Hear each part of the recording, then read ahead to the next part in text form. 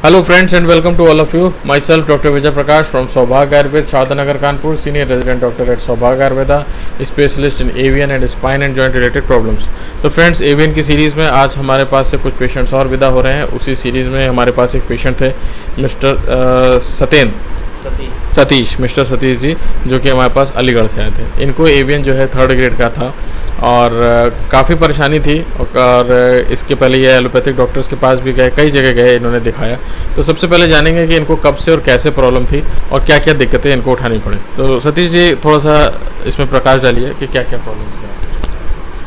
Prakash ji sir, मेरे allergy हो गई थी, उसका मैंने दवा खाया और फिर ऐसे कोई 1 साल हो गया, उससे मेरे दर्द यहाँ शुरू हो गया। दवा खाया था एलर्जी का? ऐसा खाया था 2-3 महीने खाया था। 2-3 महीने उसके करीब 1 साल बाद फिर नहीं, ऐसा 2-3 महीने बाद ही शुरू हो गया था पेन।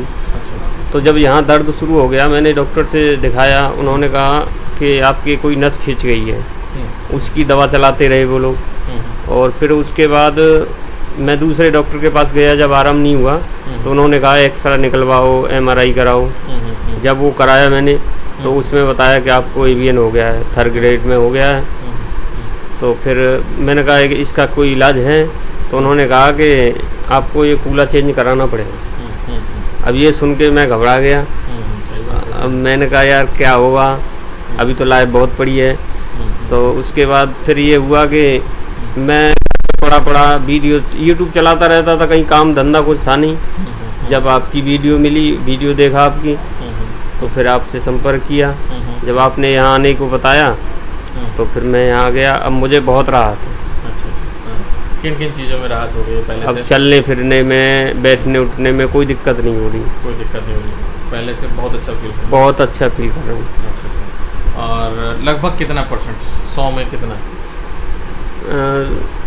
60%। 100 में 60%। ये पहली सेटिंग में आपको? हाँ, पहली सेटिंग में। चलिए बहुत अच्छी बात है। तो इस तरह के और भी जो एवियन के पेशेंट हैं, जो परेशान हैं, जो हताश हैं, उनके लिए आप क्या कहना चाहोगे? उनके लिए मैं यही कहना चाहूँगा कि इधर उधर घूमकर अपना पैसा बर्बाद ना करें।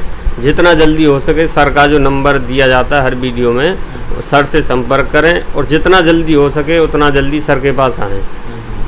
इधर उधर घूम के मैंने भी बहुत पैसा बर्बाद कर दिया। इसलिए मेरा कहना सभी से यही है कि आप जितना जल्दी हो सके सर के पास आएँ और पहली ही सेटिंग में आपको आराम दिखाई दे जाएगा। ऐसी बात नहीं है ना, नहीं होगा। मुझे जब आराम है तो मैं सोचता हूँ सभी को आराम होगा। अच्छा, इसके अलावा और भी मरीज तुमने यहाँ पे देखे तुम्हारे साथ के? हाँ, काफ़ी लोगों को आराम मिला? बहुत लोगों को आराम मिला है। हाँ, सभी मेरे साथ थे। जब मैं आया था यहाँ जगह नहीं थी, बेड खाली नहीं थे, इतना भरे हुए थे पेशेंट। हाँ, सही बात है। वो तो अभी हैदराबाद जाना है तो इसलिए हाँ, हैदराबाद जाना है सर को, इसलिए। तो लगभग यहाँ पे मेरे ख्याल से कोई भी ऐसा नहीं होगा जिसको आराम ना मिला हो? नहीं, कोई नहीं है। मैं सबसे जानकारी करता रहा, सबका एक्सरा चेक किया, लेकिन सब ने यही बताया कि हाँ आराम है। सभी खुश हैं? सभी खुश हैं। ठीक है। तो बहुत बहुत धन्यवाद आपका सतीश जी। और देखिए, जो पेशेंट ख़ास तौर से गरीब तबके से आते हैं, जिनके पास रिप्लेसमेंट का पैसा ज़्यादा नहीं है, उन लोगों के लिए मेरे तरफ से ख़ास तौर से गुजारिश है कि कम से कम अपने घर में एक्सरसाइज ज़रूर करते रहें। एक्सरसाइज ही आपको बचाएगी और एक्सरसाइज ही आपको हिप रिप्लेसमेंट से भी बचा के नॉर्मल लाइफ में काफ़ी हद तक ले जाएगी। एकदम बिल्कुल बेड रेस्ट पे नहीं जाना है और जो डॉक्टर बोल रहा है उसको ध्यान से सुनना है। अगर डॉक्टर ने बेड रेस्ट बोला है तो उसके पीछे भी कुछ कारण है, ठीक है। और जो मैं एक्सरसाइज बोलता हूँ उसमें भी कोई भी एक्सरसाइज आप लोग ध्यान देना, लेटे बिना नहीं है। सारी एक्सरसाइज लेटे लेटे ही करनी है। कोई भी एक्सरसाइज खड़े होकर नहीं करनी है, क्योंकि खड़े होकर करने से क्या होता है, उस पर लोड पड़ता है और फिर वो फीमर हेड डैमेज होता है। तो सबसे पहले आप सभी लोग प्रिकॉशंस को ध्यान रखें। खासतौर से मैं उन लोगों के लिए कह रहा हूँ जो नहीं आ सकते या प्रॉब्लम है जिनके साथ पैसे की समस्या है आने से, तो वो लोग कम से कम घर में बैठ के प्रिकॉशंस, मतलब बाइक नहीं चलाना है, सीढ़ियाँ नहीं चढ़ना है और घुटने से नीचे की किसी भी चीज़ पे नहीं बैठना है। अगर आपने ये 3 चीज़ें ध्यान रख ली तो आपकी मतलब उसका ग्रेड नहीं बढ़ेगा, फीमर हेड और डैमेज नहीं होगा, टूटेगा नहीं, ठीक है। नीचे चौकड़ी वौकड़ी मार के बैठने का टारगेट मत बनाओ कि हम चौकड़ी मार के ही बैठ के दिखाएंगे तभी हम अपने आप को स्वस्थ मानेंगे। ऐसा नहीं है। आपका फीमर हेड ठीक रहेगा, शेप उसको ठीक मेंटेन रखने के लिए आपको नीचे बैठना मना है। कम से कम 1 साल 2 साल, जब तक आप ये कम से कम 2 साल आप खूब एक्सरसाइज कर लो, ठीक है। और उसके बाद एक बार मुझको रिपोर्ट्स दिखा दो, मिल लो आके, बहुत अच्छा रहेगा।